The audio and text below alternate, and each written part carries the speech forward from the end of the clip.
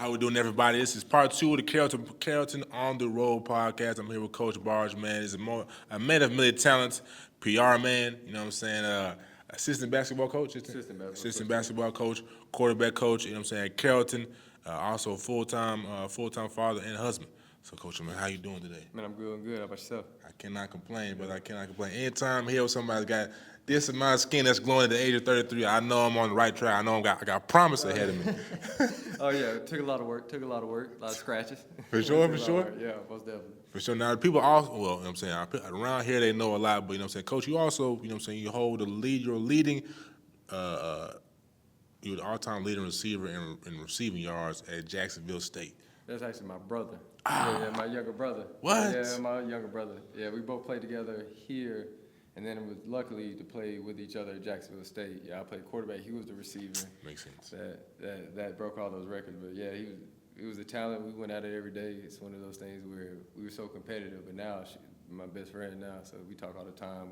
Luckily, he's our receiver coach here, so we get to have that bond. So to be able to play with him and coach with him, and I couldn't ask for more. Especially my mama, she couldn't ask for more either. Nah, definitely. So you were throwing in the passes. Here at Jacksonville State, I ended up flipping to. I went to Minnesota for 2 years, broke records there. Went to Jacksonville State, and then ended up flipping to free safety. I ended up getting hurt right after Auburn. The year we almost beat Auburn, we went to the national championship. Tough. Tore my MCL and had to watch him, so at least I got to sit back and watch my little brother from the sideline break all those records up. So it was good to me. So you know about the whole process then. Oh yeah. I know from the process of being from full scholarship, having everything you want to having to grind for everything. You ain't on scholarship, and you're having to go from practice to work, and then trying to survive for yourself. So I tell kids it's definitely a process, and everybody's is different. But I tell every kid, the experience of college, you won't get back. It's something you just can't experience. It's different. You can't get it outside of college. You can't. It's something I wish everybody could just be able to experience in their lifetime. Nah, definitely. Every time I think about college, I just smile because, like you said, man, it's a time where everything it's not handed to you, but you got like an oasis around. You know what I mean? Yeah. And even those bad times, lessons. Lessons. Knowing that's where a lot of them lessons got learned, where I know it helped me to get to where I am today, for sure. 100%. So, like, if you don't mind sharing, what specific moments that helped you grow into the man you are today? Like I said, you're full-time father, full-time husband. Definitely starting off with my dad passing away my senior year in high school. Wow. And he never had a dad, so being able to see him try to be a father off of not knowing how to be a father, and then losing him, and my parents were in a big adoption family too, so we had a big family. Seeing him gone, having to grow up from that situation, going off to Minnesota, being actually on my own, no family around, my stuff that happened there, having to transfer, it was just kind of all of a process to getting hurt, and all you know is ball. You the superstars in high school, you go into college, you're superstars, and then you get hurt, and it's over with. And you're trying to figure out kind of what to do next. I think a lot of athletes, we struggle with that, just trying to figure out what that next step is. And that's when we kind of got to go back into our bag, into what we learned, and from all them lessons. I think about what my dad would have done, some stuff that I seen him do that he struggled with to try to get better from. That's really what kind of helped me, and especially some of these guys, especially here at Carrolton. Coach King, Joey King's been my mentor since he coached me in high school. What? So he was my quarterback coach in high school for 3 years. And then being able to keep up with him throughout college when he was at the college ranks, and then when he came back here and offered me the quarterback coach, it was kind of like a full circle thing for me. So to be able to be mentored by him as well has helped me grow up into a man. Is it like how they say in the NFL, where anywhere where the coaches, it's a tight crew? So like, if I got a job, you got a job. Is it kind of that same thing on the high school level? It feels like that, and I tell people it's those relationships. Those relationships that you build not only with the kids, but with the coaches, with people outside of those that you never know might be in admin roles that might want to hire you one day. Being from where I started at 8 years ago, from starting it to where I'm now, I know people in all different types of places, and to kind of have that security where I know if I wanted to be and I kind of know somebody's there, that type of piece kind of helps out a lot too, especially just knowing with being from here, knowing the people that got here, went to school with most of the people here, some of the admin here, our athletic director, I went to school with her here. So it was one of those where it's a family thing. How much of that do you wear on your shoulder, knowing, what I'm saying, what your father passed away at the end of your high school career? Oh, I mean, from being here and him doing it while he was here, it feels like a lot's on his shoulder, but that's why I try to give to most of these kids anyways, is the ones that don't have it and the ones that even do have it. A lot of the ones that do have it even take for granted that they do have one. And the ones that don't have one, being able to put that male figure in front of them, not such a father figure, but just a male figure in front of them that can just show you, like, that's how I want to be able to live my life. That's how I want to be able to move as a man right there, instead of trying to find something on the TV or somebody you really don't know, you know, find somebody that's been through some of them struggles that you can be able to relate to at the same time. But I try to give a lot of those guys that do have fathers the same thing, like, don't take that for granted. Don't take that for granted, especially the ones that are in your life. There's a lot of ones that are here, but they ain't in your life. Absolutely. So being able to get that to them. Mm-hmm. Like what main things, like, you know what I'm saying, we know we got our mom there, you know what I'm saying, we know how to clean up our room for the most part, we're gonna know how to cook a little something, but what's some main things that we got a father in the home, you know what I'm saying, what's that, some things, some principles that you pick up on that you carry with the rest of your life? I mean, the biggest thing is, man, get up, keep going. Yeah, like, yeah. No circumstance can, it don't matter what's going on, especially having my daughters at the house. I don't care what's going on. I might be sick one day. I just know I got to provide for them, you know, and a lot of that stuff is just, for some of that stuff he told me, don't be a dirty brother. Man, make sure you clean up after yourself. A lot of people don't take that for granted. And I'm like, man, as long as you clean up yourself, you're always coming back to something good. But at the same time, just, man, there's going to be stuff in your life. There's stuff that's going to happen in your life. Get up and keep going. Like, we can't make excuses and be able to soak for ourselves, especially as a man. We gotta be able to keep going. And that's something that I got from him. So no matter the situation or how bad it is, I think, man, I just gotta keep pushing. Especially if I can look my girls in the eyes every day, I'm good. For sure. How has fatherhood been for you? Man, it changed my life. You know, I just had another daughter on the 31st Congratulations. of January. Appreciate it. But, you know, I've already had one girl. I didn't know God thought I needed two. I mean, I guess he thought I did, but man, I thought I knew love. I thought I did until I was able to look my own seed in the eye. And she, man, my first daughter changed my life, changed my whole perspective of just love in general and why I can't give no excuse to anything that I do. I gotta provide for it. And it was just, I say I love my mom, I say I love my dad, but when you look your own seed in the face, it's a totally different love. It is. 100%. Well, I don't got no kids. One day I will get to that level, but you know what I'm saying? Okay. I cannot relate, but one day I will be able You to. it's gonna change your life, man. I promise you. 100%. Yeah, I thought I was gonna be the same way. I thought I was never gonna have them. For real? Yeah, I thought I was gonna live that athlete lifestyle. Oh, yeah. I wasn't gonna be no baby daddy, so I was gonna do whatever I could not to be one. But when I did, man, I needed it. It's one of them things where I know I needed it at that time, and it helped me grow up a whole lot. It did. Definitely, man. But some fruit for the viewers, man. Like you said, you have plans of living the athlete lifestyle, which obviously means going on to play at the next level, which is the NFL. We ain't gonna talk about the CFL. We're gonna talk about the cream of the crop. Right. So just what was that transition like? You know what I'm saying? When you realized, you know what I'm saying, I got an MCL injury. You know what I'm saying? It may not go how I planned, and you had to fall back on relationships. You know what I'm saying? To kind of, you know what I'm saying, make do. Right. So what was that transition like? Man, I ain't gonna lie, it was tough. It was when you're on a schedule every day, a set schedule as an athlete, and then you get to a point where you graduated college, there ain't nothing. It's like, what you gonna do? And it's trying to figure out, all right, in the athlete lifestyle, do I go into club type area because my uncle is a DJ? Do I go follow him and be in there with him, or do I do what I just kind of know what I love to do? And it was funny because one of our corners coach here called me and he was like, do you train? I was like, nah, I don't even train. He was like, man, I got a kid for you. If you don't mind, you come train him, charge however you want.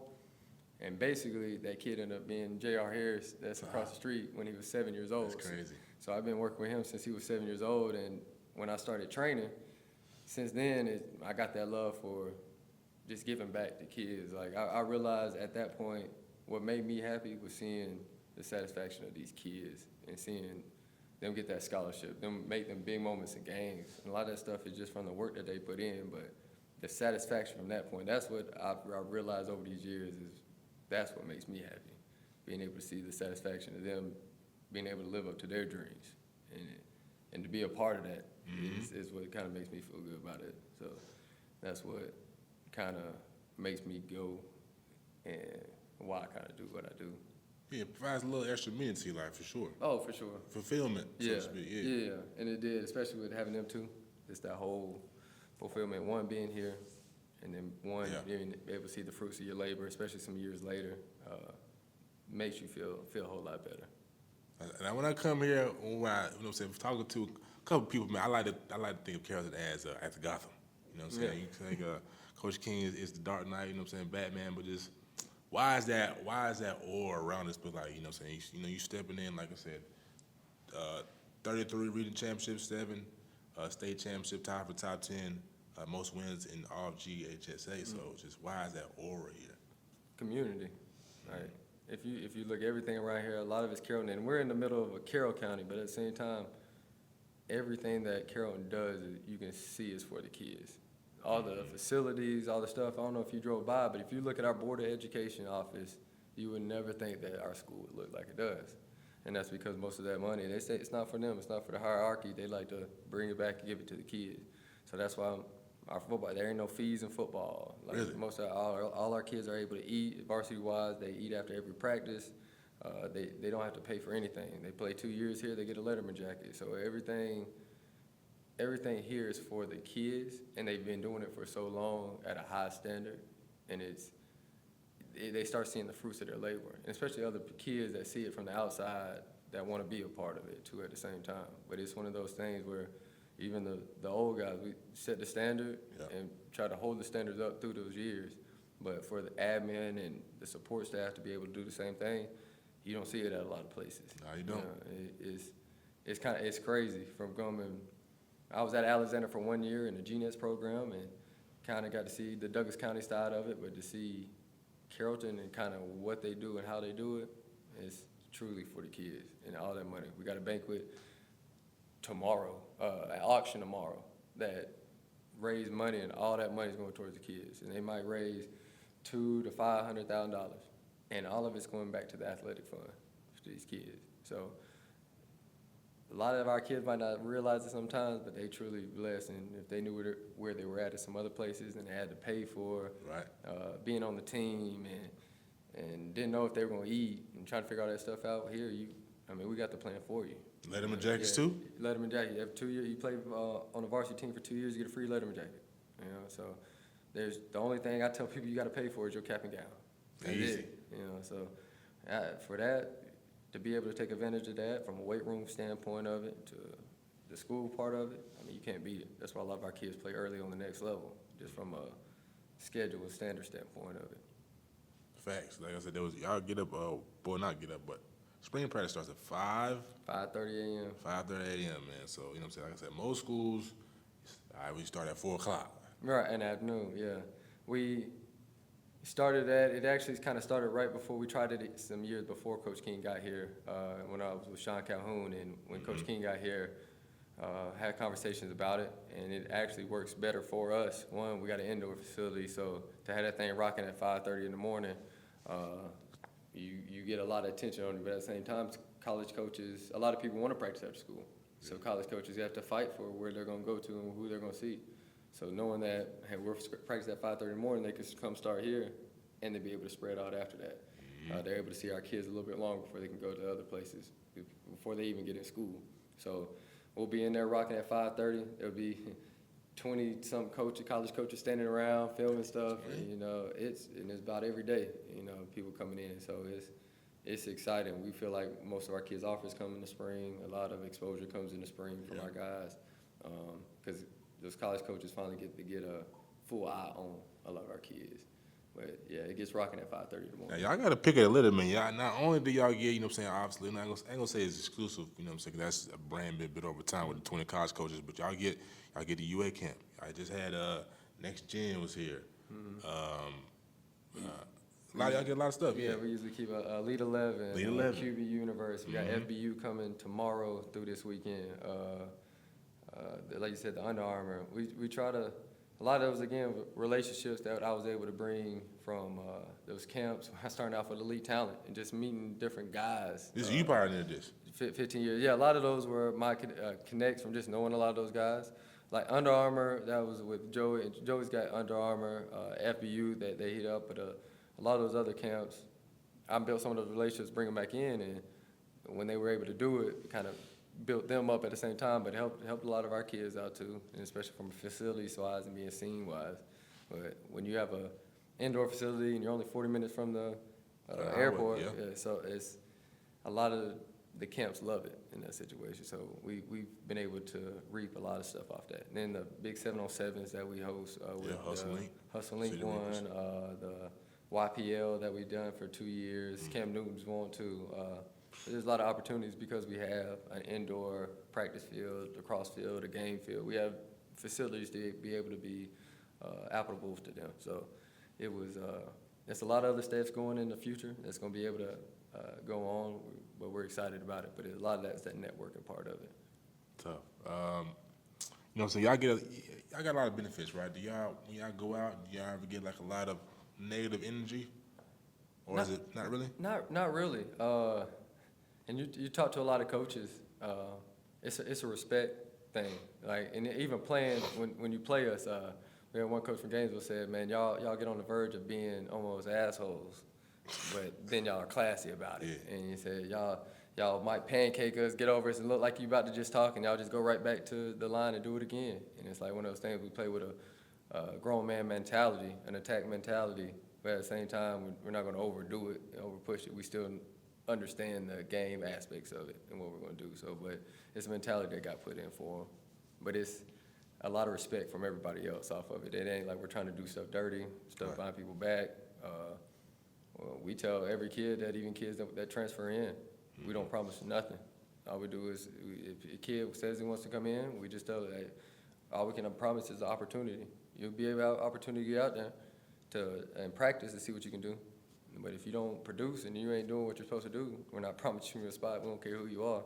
So we're upfront and honest with a lot of kids, and we try to tell them, because we know if you're on there and the offers are going to be legit. There's not going to be fake offers. Mm-hmm. Everything that we're going to do is by the book. So you're going to be in good hands while you're here. Everything is earned, not given, ladies and gentlemen. But Coach, you coach a lot of elite talent in recent years. MJ Morris, if I'm not mistaken. Yeah. Obviously Julian Lewis. CJ Cypher's in the fold right now. Mason Holclaw. But who has been, you know what I'm saying, top three? We'll do top three. Top three quarterbacks, you know what I'm saying, that you've seen, like, you know what I'm saying, he's a little different than some that you may have seen when you came up in college level. Mm-hmm. You're talking about the ones I have coached, or the ones you have coached here? I kind of rank them in different ways of styles of quarterback, but also at the same time, just each quarterback's been different, and they kind of hold their own and have their own personalities at the same time. I rock with all my guys and put them all in the competition. It's hard to say who's better at times, because you put them all in a room and get to work, and sometimes you won't know who's better. They love competition. Jew is probably the most naturally gifted quarterback I've had. He could spin it. Everything to him came natural with it. He was an easy process learner. MJ was probably the hardest working quarterback I've seen in a while. We still have videos of him when this place was getting remodeled. We had to go up in the press box and do our stuff in the press box. Well, it's pouring down raining in the summer, and we just see somebody out there working in the rain, throwing it to a net, and it's him by himself out there. So it's like the way they work differently with especially CJ and Mason. They're here every day working. The people don't know they're here at 6:30 in the morning. They're here right after school getting work done, and then they come at night when I do my training sessions, and they're working at night too. So it's one of those things where they don't stop working too, but they all got their different things about them that kind of projects each of them. But does anyone go ahead? I'm gonna cut you off. No, you good. I would say CJ would have a leg up on a lot of them, just because of being in the system longer, mm-hmm. and being able to see those guys behind him. So he's been able to see the good, the faults, and at the same time, I think I don't know if he can end up running better than MJ. MJ could be able to run, but he's Yeah. from size-wise, from his dad-wise too, CJ is going to be probably the biggest one other than Mason that we might have to because he's still growing. He's probably 6'1", 6'2", 180 something right now. And he's still growing. So it's one of those. He has the opportunity, but to be able to be in the system, I felt like MJ got the beginning part, and then Jew got to pick up and expand it, and now Right. CJ gets to take that expansion and keep doing it more. So it's going. I think every quarterback that comes in behind him is going to have a bigger opportunity than the next. Which one do you see yourself in, or which one reminds the most of you? Probably MJ. MJ. Yeah, just because if it was, he wasn't given anything. Nobody really knew about him when he was young. He kind of had to make a name for himself. He actually had to win the quarterback job here. He played as a freshman at the end of the year, and it was just one of those guys where he might not be the most naturally gifted, but he's gonna work. And that's one of the things where my brother was so naturally gifted, but I had to work. So that's why I kind of see myself in him a lot. But when he comes down every chance he gets, and we work every single day. He hits me up every day. It's one of the things where I got to tell him, hey, man, you got to take a day off. With him, he'll work every single day if he had to. Yeah. But see now, are you familiar with David Goggins? I'm not. Not? All right, we'll leave it alone. Well, he's just like a Navy SEAL, big. Oh, yeah, that guy. Yeah. So like you got that mentality, right? Of just saying, just keep going, push through the pain. But when you relate it to sports, it's like maybe you don't want to burn yourself out. But to his mentality, it's like you can't really burn out. You burn yourself. Yeah, he won't. Man, he wouldn't burn out. But then again, like it'd be different because Jude just come under and just be able to naturally do the football part of it, and he's naturally gifted with it, and he works hard too in his way, but it comes different. It comes easier for him, but MJ's having to work for it at the same time. But they end up getting to the same point, even though it might be easier for Jew in his point, but people don't know the outside part. That's the hard part for Jew. That MJ didn't have to handle at the time. He didn't have all those guys bearing that, the cameras, all that stuff at the same time that Jew had to handle and still be able to come out there and perform. So they both had to handle their both ways, but I still see all of them going to the NFL. For sure. I still see all the work ethic to the talent and all of them to be able to make it in the NFL for sure. Most definitely. Oh, yeah. For sure. So well, we pretty much knew this was coming, but you know what I'm saying? The cameras being around, man, you know what I'm saying? Obviously, you're the quarterback coach. We're the quarterback coach to Julian Lewis, man. So just kind of, you know what I'm saying, steer him, you know what I'm saying, hold him steady, you know what I'm saying, not get too high, too low, but also keep the work most important. Man, we kind of grew together. It was kind of one of those things where because it came so naturally to him. Some stuff he didn't have to be pushed to do. He was so naturally being able to do it. But him just having to grow, again, from the cameras watching him to the media being a part of him, trying to figure out every move that he's gonna make, to his college decisions, to all that stuff. I think he did a great job of him able to do it throughout those years. I think his freshman and sophomore year,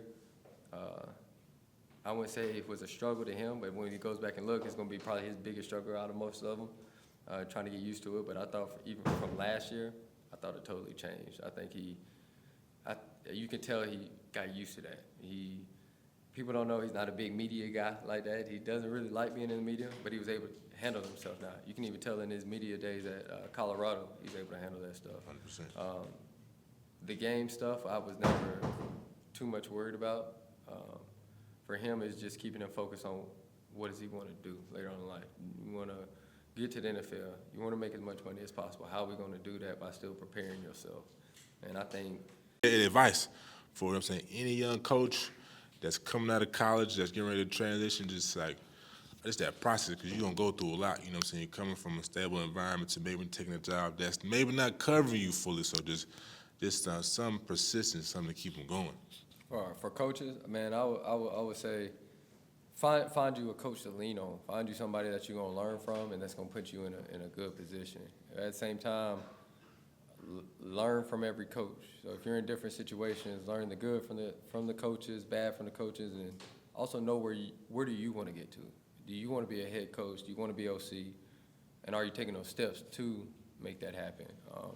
But definitely, if you can get around some good coaches and even a good program. Learn how the program works, how it should work. Will help you, especially taking those next steps. As long as you know what it looks like or what it should look like, you'll have at least a little help on trying to do it. But most people, we try to chase titles so much and try to chase a certain status that we miss the lessons. We miss the lessons and the teachings that we're supposed to get. Like if I was to leave year one, I want to learn all these lessons from Joey King. You know, I want to be able to learn from Sean Calhoun if I didn't take this job and maybe went to Douglas County or somewhere. You know, I want to be able to, and not knocking Douglas County, but I want to be able to learn from some of these coaches I was able to learn from, you know, and that I'm going to be able to take to my next job when I'm able to do that. But definitely find you a coach, find you a good wife, a good somebody That's tough these days. that's going to understand your grind style. And I know it's hard, but just find somebody that you're going to be able to go to and you can just take work off of you and y'all can just talk about something else other than football that's going to help you out in life. But I do know that the wife and just having a good foundation behind you, but definitely staying in church, loving God, knowing God's got that plan for you. Whether you like it or not, He's gonna put you some stuff, and you asking, "Why am I doing this?" You know, and He's gonna have you some stuff to thinking that should I take that next level. But He'll put peace on you, and you'll know when it's time. And so that would be my biggest advice for them. 100%, man, Coach. Well, we appreciate your time. Yes, sir. I appreciate you. Yes, brother. sir. Every time, man. Gentleman and a scholar, and you know what I'm saying, a great coach, man. Like I said, man, Coach Barge, man. We appreciate your time. Well, you know what I'm saying. Before we go, where can they follow you at? Where can they be tapped into the content that's on the way? Oh yeah, the Twitter at Coach Barge. I think Instagram's that same thing at Coach Barge, and then the training is AB Sports Performance on IG. So you can find me there. We got a couple things out there though, but hopefully we'll have some more content, some bigger content. But it goes down in the hot box, what we like to call it. The hot box. I love it, man. Like I said, man, appreciate you, Coach. Yes, sir. I appreciate you. Definitely, man. Yes, sir.